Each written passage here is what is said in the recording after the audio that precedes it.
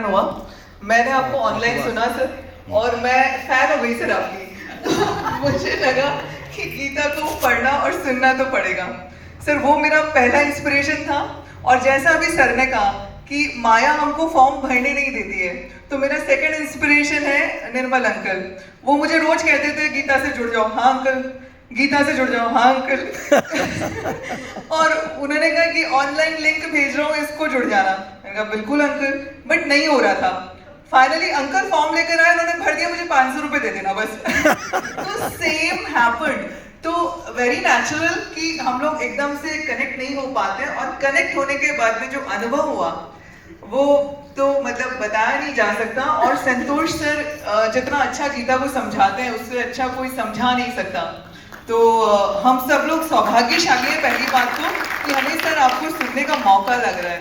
मतलब सर का इतना प्रभावशाली है कि वो सुनने के बाद में सर एक बार तो वैराग्य पैदा हो जाता है।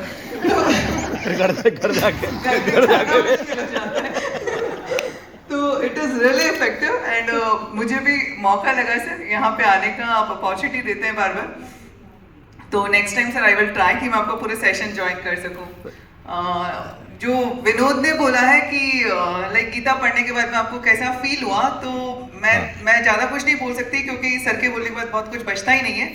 लेकिन एक जो मेरा पर्सनल एक्सपीरियंस है, मुझे भी यही फील होता है कि गीता पढ़ने के बाद लाइफ में आपका स्टाइल बदल जाता है, लाइफ की फिलॉसफी बदल जाती है। बहुत बढ़िया। डेफिनेटली डेली हमें कई सारी परेशानियां आती हैं, सामाजिक भी आती हैं और प्रोफेशनल भी आती हैं। तो द सॉरो और हैप्पीनेस एक साथ चलती है। जब हम दुख में होते हैं तो जैसे पहले बहुत बेचैन हो जाते थे, लेकिन अब मुझे लगता है कि हाँ प्रभु, थोड़ी परेशानी तो है, आपको सौंप रही हूँ, देख लेना। मैं तो हो सकता है कुछ भी मांग लूँ, आप देख लेना।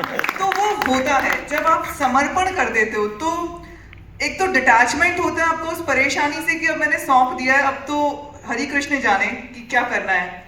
दूसरा, आपको उसको फेस करना आता है, और तीसरा आपका समर्पण हो जाता है डिवाइन के प्रति, जो आपका सरेंडरनेस है। तो गीता आई थिंक सर सबसे बड़ा जो भाव है गीता का वो यही है कि आप सरेंडर कर दे, जैसे अर्जुन ने किया था। तो जब हम सरेंडर कर देते हैं तो ईश्वर हमारा ख्याल खुद ही रखते हैं।